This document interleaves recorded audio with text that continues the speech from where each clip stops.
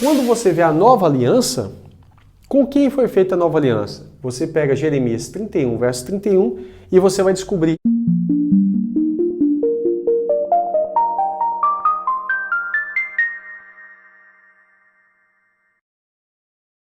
Abre a sua Bíblia, Jeremias 31, 31. Olha que coisa linda. Quando Deus está fazendo a promessa da nova aliança, ele faz o seguinte, ó. Eis que vem dias, diz o Senhor, que eu farei uma aliança nova. Essa é a nova aliança. Com a casa de Israel e com a casa de Judá. Peraí, mas a nova aliança não era para ser feita conosco, com os gentios? Agora você entende, ela foi feita com os gentios por meio de Israel, ou seja, Efraim. É aqui que está a grandeza da cruz de Cristo. É aqui que está a grandeza de tudo isso, esse plano perfeito de Deus. Não pela carne ou sangue, não é pelo DNA, mas é espiritualmente. Ele foi feito com a casa de Israel e você vai perceber isso se você começar a entender um pouco sobre, eu fiz até alguns vídeos explicando isso, o mistério de Cristo. Quando você lê Oséias capítulo 1, do verso 1 ao 11, quando você lê Paulo explicando isso aos Romanos, capítulo 9, verso 24 até o 29, Romanos 11, do 13 ao 26, onde ele conclui dizendo, e assim como. Ele está explicando, e assim todo Israel será salvo. Paulo não está dizendo que todo Israel vai ser salvo de qualquer maneira. Não. Só por ser descendente de Abraão é salvo. Não é isso que Paulo disse. Paulo diz, Deus não rejeitou o seu povo para sempre. Mas se eles se converterem a Cristo, converterem, não é se completarem. Eles precisam se converter.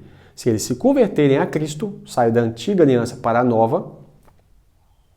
Lembra de Efraim, que era o mais novo? Pois é, Deus pegou o mais novo e pôs na frente, ou com mais autoridade do que o mais velho. Isso ocorre também com a nova aliança. A nova, ela recebe autoridade que a velha não tem.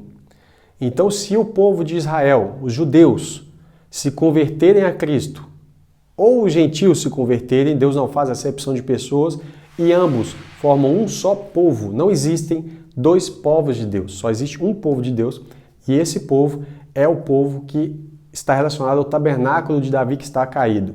Oséias 1, Romanos 9, Romanos 11, do 13 ao 26, Paulo fala todo esse processo, e ele explica o seguinte, e assim todo Israel será salvo, assim como, se crerem, serão realmente enxertados tanto os gentios quanto os judeus que não creram. Então ele vai falar em Gálatas 3, versos 7, 9, 28 e 29 sobre a descendência, sobre um só povo de Deus, que não há mais judeu, grego, não há macho, fêmea, todos podem ser salvos, todos, sem exceção.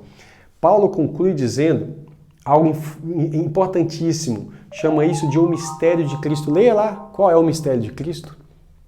O mistério de Cristo está em que Deus deu uma revelação para os profetas, mas agora, nesse tempo presente, ele revelou isso para nós.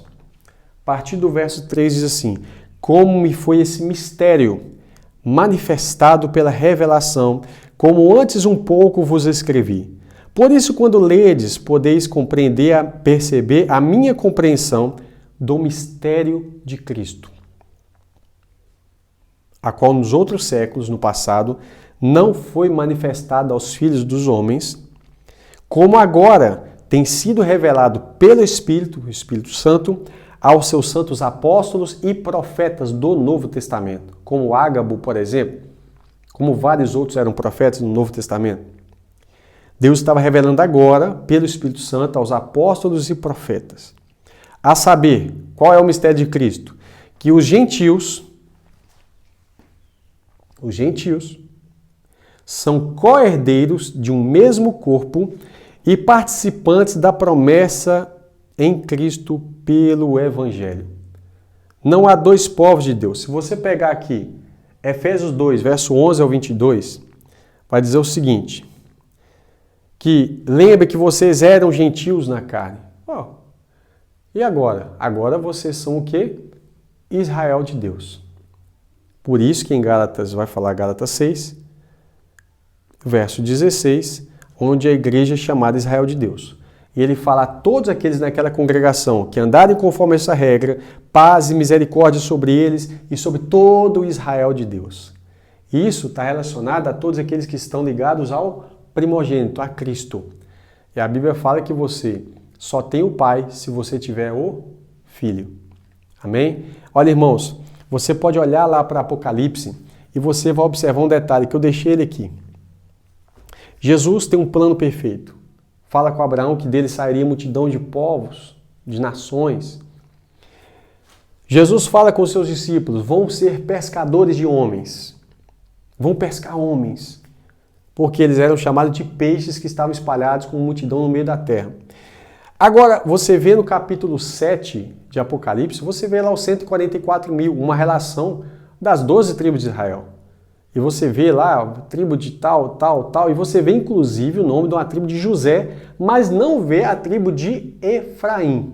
Aí você fica assim, poxa vida, se Efraim é tão importante assim, que ele foi colocado como líder, como principal, como primogênito dentre todas as 12 tribos de Israel, por que é que Efraim não aparece? E olha que Efraim recebe muitas repreensões de Deus durante a caminhada, durante os profetas. Porém, se você pegar Oséias 11, verso 8 e Oséias 14, verso 8 e 9, se você pegar Jeremias 31, verso 20, você vai ver que Deus, ele era apaixonado por Efraim. Ele fala, olha, eu puxo a orelha, eu chamo atenção e tudo, mas no fim das contas eu amo vocês e eu quero restaurar você. Sabe? Então, você pensa assim, se Efraim é tão importante assim, se Efraim é a líder dentre as 12 tribos, recebe o nome de Israel e depois ele espalha entre as nações e faz com que todas as nações possam ser chamadas também de Israel porque ele estava ali no meio, por que não aparece em Apocalipse 7? Aí você vê uma lista de 12 tribos, José entra ali para preencher o espaço de Efraim, você vê também a tribo de Manassés e José. Você faz, como assim, Manassés e José? Cadê Efraim? Quando você continua lendo, que você chega no verso 9, meu irmão, olha que coisa linda. Fala assim, depois dessas coisas, olhei e eis aqui uma multidão.